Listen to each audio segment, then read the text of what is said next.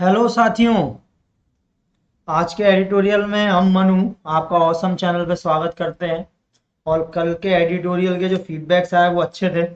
आप लोगों ने क्वेश्चन बनाए, हमें सेंड किए और आप इंटरेस्ट ले रहे हैं। ये सबसे बड़ी बात होती है कि यदि आपको किसी में मास्टरी करनी है, किसी में आप मास्टर होना चाहते हैं।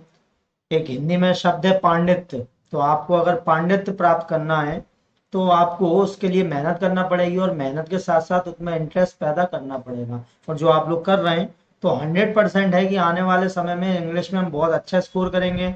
ग्रामर एक अलग पोर्शन होता है, वॉकेब एक अलग पोर्शन होता है, मगर रीडिंग कॉम्प्रिहेंशन सबसे अलग और सबसे इजी पोर्शन होता है अगर उसकी प्रैक्टिस हमें पता हो। उसकी प्रैक्टिस हमें हम कर रहे हो रेगुलर और उसकी जो ट्रिक्स रहती हैं वो हमें पता हो, जो हम यहाँ प्रैक्टिस कर करके सीखते हैं। तो आज शुरू करते हैं, मगर उससे पहले आपसे कल के जो एडिटोरियल था और आज का जो एडिटोरियल है उसमें थोड़ा सा फर्क बताएंगे। कल का जो एडिटोरियल था और डे बिफोर यस्टरडे जो एडिटोरियल था, ये एसएससी के पॉइंट ऑफ व्यू से अच्छे एडिटोरियल थे। एसएससी में ऐसे ही एडिटोरियल आते हैं। और आज का जो एडिटोरियल है ये स्पेशली एसबीआई पीओ या आईबीपीएस पीओ के लिए काफी ज्यादा पूछा जाता है। बहुत ज्यादा बार ऐसे हमने कई पेपर सॉल्व किए हैं, कई पेपर ऐसे हमने देखे हैं जिनमें जो डेटा बेस होते हैं, स्टैटिक्स बेस होते हैं क्वेश्चन, वो पूछे जाते हैं इकोनॉमी से। और आज का जो एडिटोरियल है वो पूरी तरह से इसी तरह पे बेस है। बस आप इसे पढ़िए और इसे कैसे सॉल्व करते हैं ये हम लोग पढ़ते पढ़ते ही सीख जाएंगे। बस एक बात ध्यान रखिएगा जो हमने आपको सबसे पहले लेक्चर में बताई थी और हर लेक्चर में हर एडिटोरियल के सेशन में बताते हैं कि आपको क्वेश्चन पिक आउट करने हैं पढ़ते पढ़ते कि क्वेश्चन कहाँ से बन सकता है। So I have told you so many times that first of all, if you want to get good command over English language, so definitely first you have to develop an interest in it. आपको उसमें एक develop interest develop करना पड़ेगा। और interest तभी आएगा जब वो हमें समझ में आएगी, और समझ में तभी आएगी जब हम उसे रेगुलर पढ़ेंगे। पहले कुछ दिन वो हमें बोरिंग लगेगी, उसके बाद धीरे धीरे फिर हमें वो समझ में आने लगेगी। और यहीं से हमारी एक जो विनर वाली रेस है वो स्टार्ट हो जाएगी, जिसमें हम 100% अच्छा अपना गोल अचीव कर लेंगे। So if you read regularly editorial session, so definitely first the chances of your cracking the exam get better। और यहाँ से आपके वो चांस जो है वो बेहतर होना चालू हो जाएंगे। मतलब 100% श्योर नहीं होंगे क्योंकि आप स्टार्ट कर रहे हैं, but the day when you say yourself that now I have a good command over my language, so definitely it will the day on which you will be on the top। तो आप उस दिन top पे होंगे। तो आज का जो एडिटोरियल है ये काफी इंपॉर्टेंट है। और यहाँ पे growing precarity on fuel prices and rising inflation 16 July 2021 the Hindu. तो यहाँ से हम पहला जो आज वर्ड कर रहे हैं ये काफी इंपॉर्टेंट है। और इंपॉर्टेंट क्यों है वो, तो यहाँ पे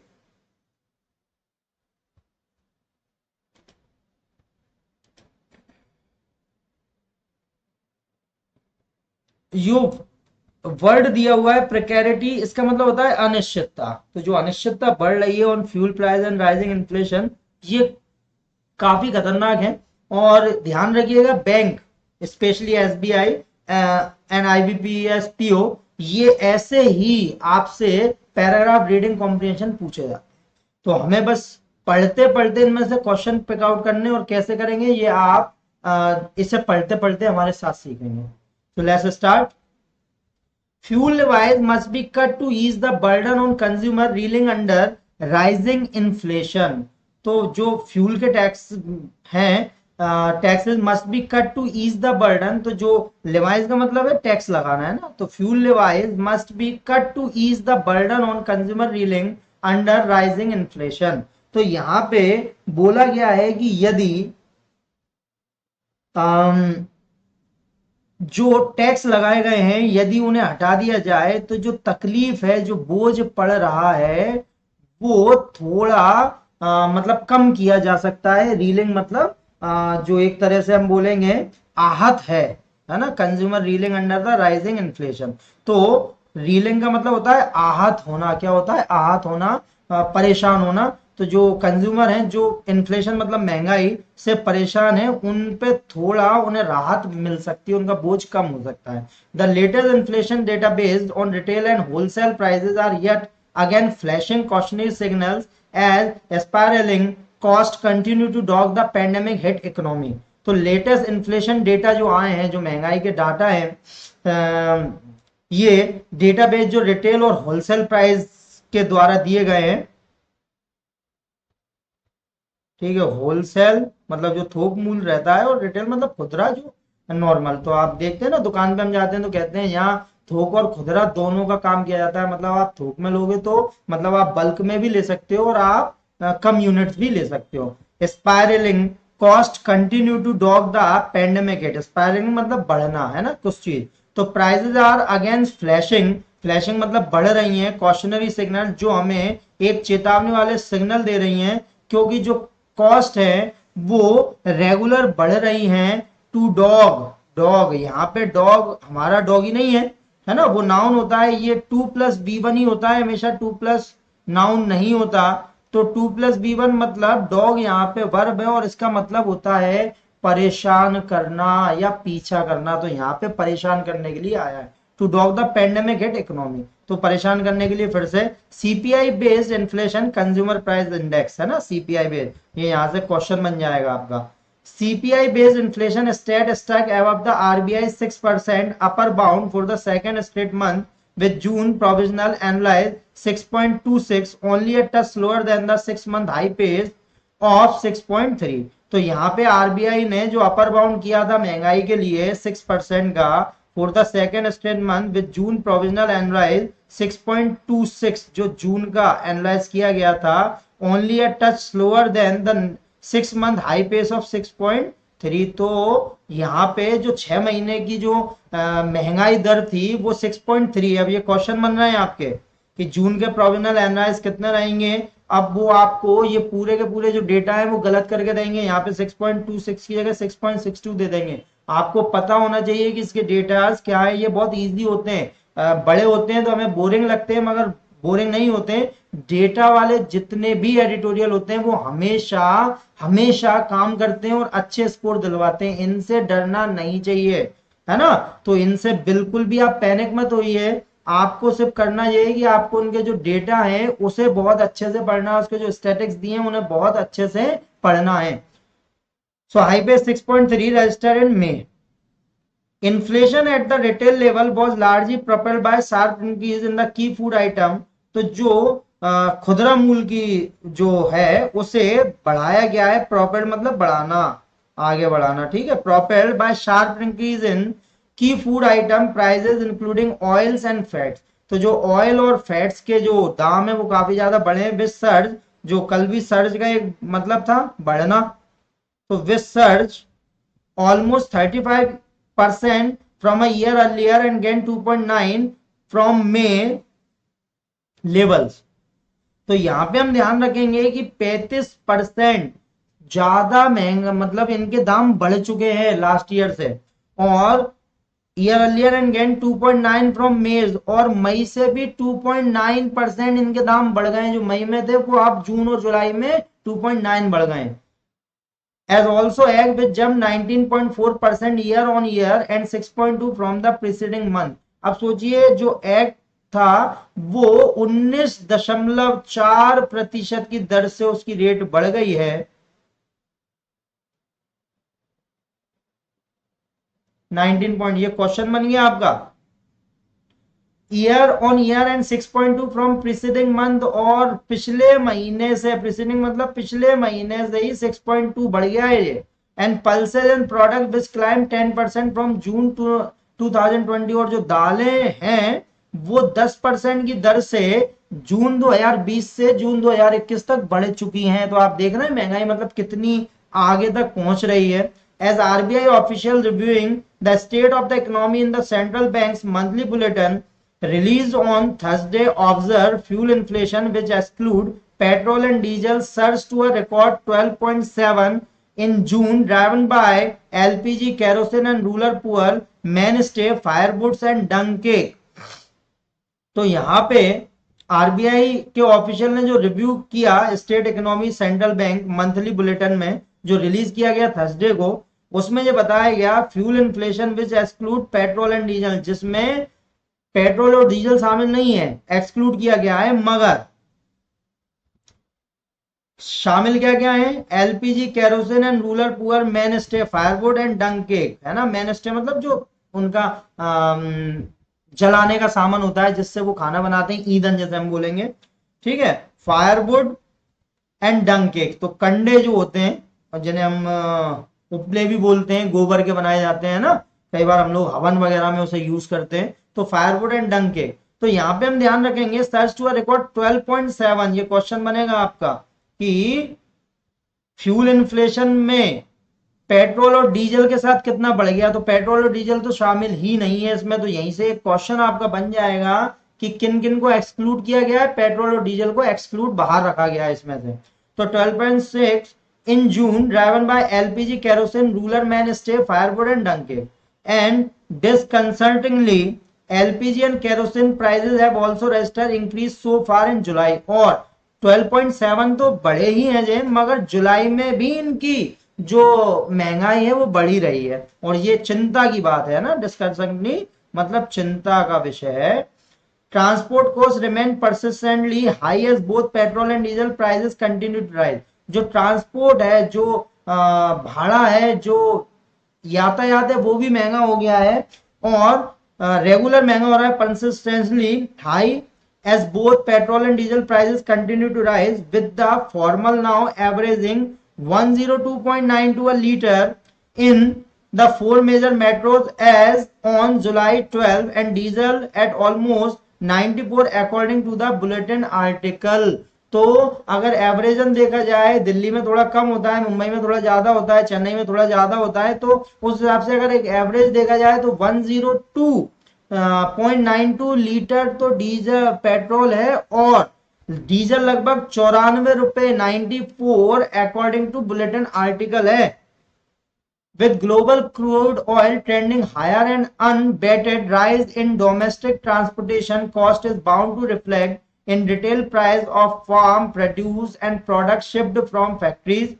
तो जो ग्लोबल क्रूड ऑयल है, कच्चा तेल है ना, क्रूड मतलब कच्चा, जो कच्चा तेल है जिससे सब फिल्टर हो गए बाद में पेट्रोल डीजल सब बनाए जाते हैं, वो काफी ऊंचे लेवल पे बेचा जा रहा है। मतलब उसकी जो स्पीड है बढ़ने की वो काफी ज्यादा है, उसमें शार्प इंक्रीज देखने को मिल रहा है, वो महंगा होता जा रहा है। और अगर कच्चा तेल ही महंगा होगा तो पेट्रोल डीजल तो महंगे होंगे ही, वो तो नियम है, ठीक है। तो यहाँ पे crude oil trending higher and unabated, unabated मतलब जो का त्यो, है ना, अनबेटेड मतलब जिसमें कोई भी चेंज ना हो। Unabated rise in domestic transportation cost is bound to reflect in retail price of farm produce and product ship from factories. तो आप स्वाभाविक बात है, जब खेत से माल आएगा तो पहले डीजल था 65, अब डीजल हो गया 94, तो डीजल जब महंगा होगा तो वो लागत किस में आएगी, वो प्रोडक्ट में ही आएगी। Wholesale price inflation also state स्टबर्नली high. तो यहाँ पे स्टबर्नली, वैसे स्टबर्न मतलब होता है जिद्दी, और यहाँ पे अड़ने के लिए, अटकने के लिए, स्टबर्नली high at 12.07% in June after May record 12.94% as price gains in the fuel and power category soared, और soared मतलब ऊपर की तरफ, है ना, soared 32.8 annually and those of manufactured product as up to 10.88%। तो ये जितने भी डेटाज हैं, जितने भी स्टैटिस्टिक्स हैं, इन्हें आपको अच्छे से क्वेश्चन पढ़ते पढ़ते ध्यान रखना है, क्योंकि 10 में से अगर 4 हम सिनोनिम एंटोनिम के निकाल रहे हैं तो 6 क्वेश्चन होंगे, और 6 में से 2 100% डेटा बेस ही होंगे, है ना। तो यहां पे दिया है the fuel and power category soared 32.8 annually, तो मतलब इतना तो बढ़ ही रहे, and those of manufacture product edge up to 10.88%। तो जो मैन्युफैक्चर प्रोडक्ट को एज मतलब ऊपर की तरफ बढ़ाना 10.88% पे महंगा कर रहे हैं। Medium and small scale industries unit already struggling to cope with the pandemic impact on demand and overall finance. तो मीडियम और स्मॉल स्केल इंडस्ट्री जो हैं वो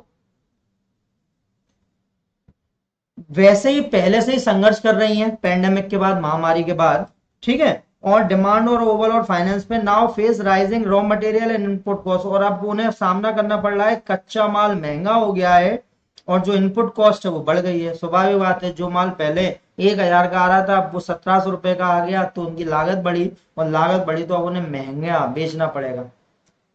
With manufacturing activity contracting in June for the first time in 11 months, as per IHS Market PMI, the economy is visible struggling to regain traction in the wake of second wave, which has eroded demand and consumptive capacity in both urban and rural market. तो यहाँ पे the manufacturing activity contracting in June for the first time in 11 months, मतलब जो manufacturing activity थी वो थोड़ा कम हुई 11 month as per IHS Markit PMI, ठीक है।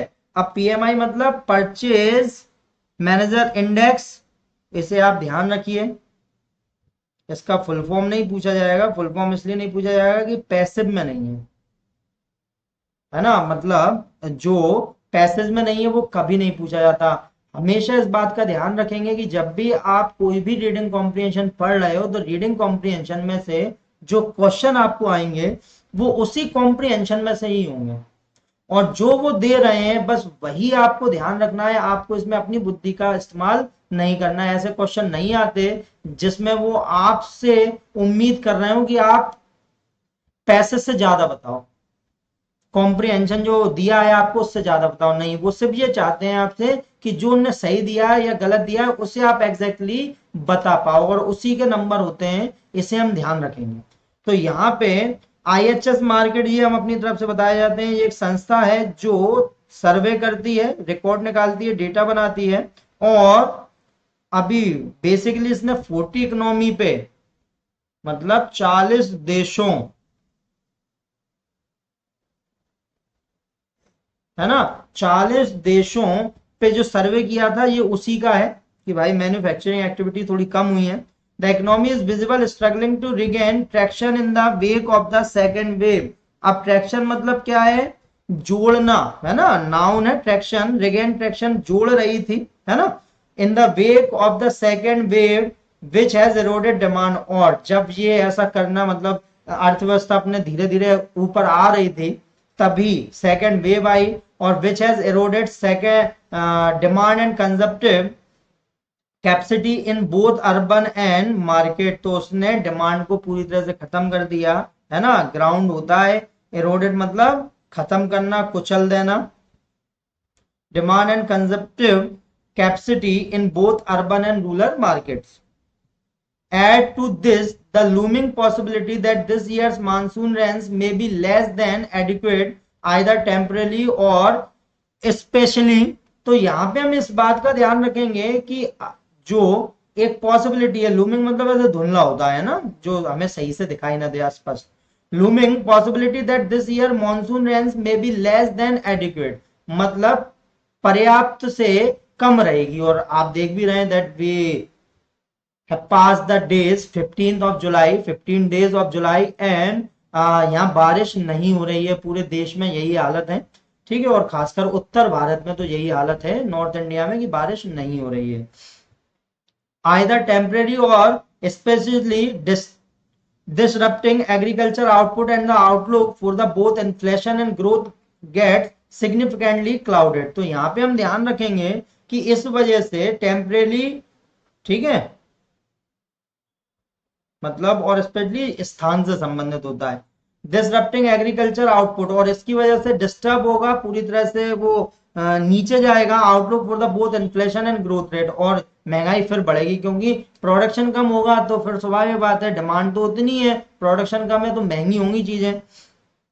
और यहाँ पे क्लाउडेड एक वर्ड आपको जो दिया हुआ है ये काफी इंपॉर्टेंट है ना। ये क्लाउडेड मतलब क्या होता है, किसी चीज को अस्पष्ट बना देना, किसी चीज को अस्पष्ट बना देना। With cumulative rainfall since June 1 being 5% below average and 12 weather subdivision spanning 37% of the country's area experienced deficient rainfall as on July 15। तो यहाँ पे 1 जून को 5% कम हुई थी एवरेज से। और जो 12 वेदर सब डिवीजन है, जो केंद्र है जहाँ पे मौसम के बारे में पूरा ध्यान दिया जाता है, उसे ऑब्जर्व किया जाता है, उन्होंने बताया है कि 37% जो कंट्री का एरिया है उसमें कम बारिश हुई है अभी तक, 5, ठीक है, 15 जुलाई तक। And the pandemic still nowhere near under control, और अभी महामारी भी पूरी तरह से काबू में नहीं हो पाई है। The risk of the precarity and hardship, मतलब अस्पष्टता और परेशानी, हार्डशिप मतलब परेशानी, प्रिकैरिटी हमने बता दी थी आपको, अनिश्चितता। Rising in the rural hinterland, है ना, हिंटरलैंड मतलब दूर दराज का इलाका, यहाँ कम लोग जाते हैं, इज वेरी रियल, और बहुत दूर दराज तक भी ये सारी समस्याएं पैदा होंगी। अभी तक क्या होता है, शहरों में होती हैं, गांव के लोग शहरों की जो समस्याएं उनसे थोड़े दूर रहते हैं, उन तक बाद में पहुंचते हैं, जैसे कोरोना पहले शहर में फैला फिर गांव तक पहुंच गया। तो यहाँ पे मगर ये बिल्कुल पक्की बात है कि इस बार ये दूर दूर तक के एरिया तक पहुंच जाएगा। The government must at the very least cut fuel taxes to ease the burden on consumer.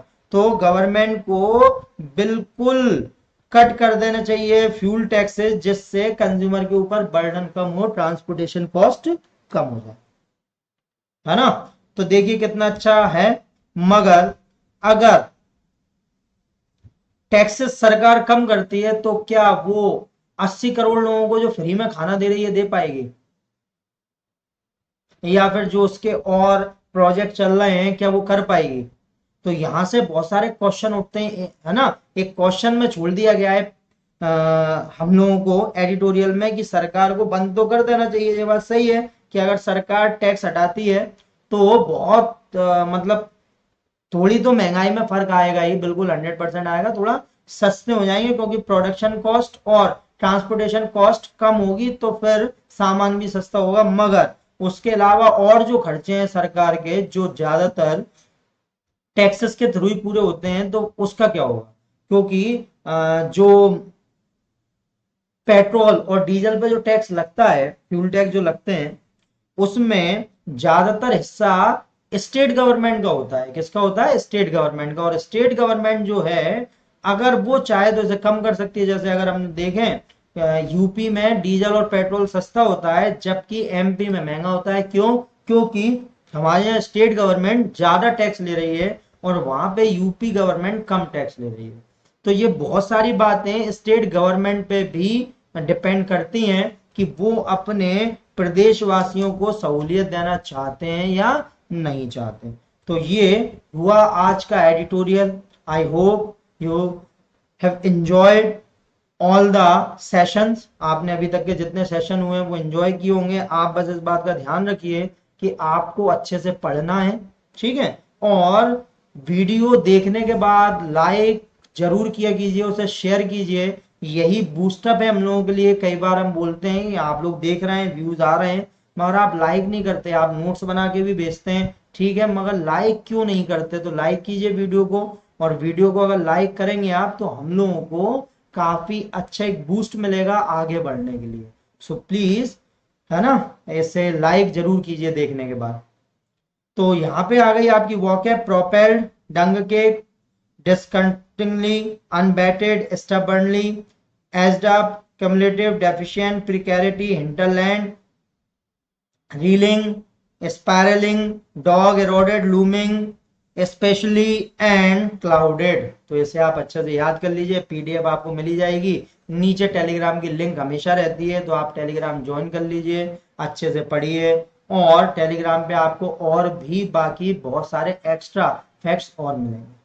तो अब हम लोग मिलते हैं मंडे को, क्योंकि सैटरडे और संडे को एडिटोरियल सेशन नहीं होता है, ठीक है। तो आप लोग अच्छे से पढ़ाई कीजिए। जितने आपके 5 डेज में वॉकअप आपने अपनी लिखी होगी, आपने नोट की होगी, उसे अच्छे से रिवाइज कीजिए। आज एक वीडियो और आपको मिलेगा, जो हम लोगों का सेकंड पार्ट होगा 100 मोस्ट रिपीटेड सिनोनिम्स का। तो बस आप उसे पढ़िए अच्छी से, अपनी वॉकेब बढ़ाइए और पास होने की तरफ अपने कदम धीरे धीरे बढ़ा दीजिए। तो चलिए मुलाकात करते हैं, और हमेशा हम जो कहते हैं आपसे कि औसम पढ़िए औसम बनिए, खुश रहिए, हंसते रहिए, हंसाइए और पढ़ते रहिए, बढ़ते रहिए।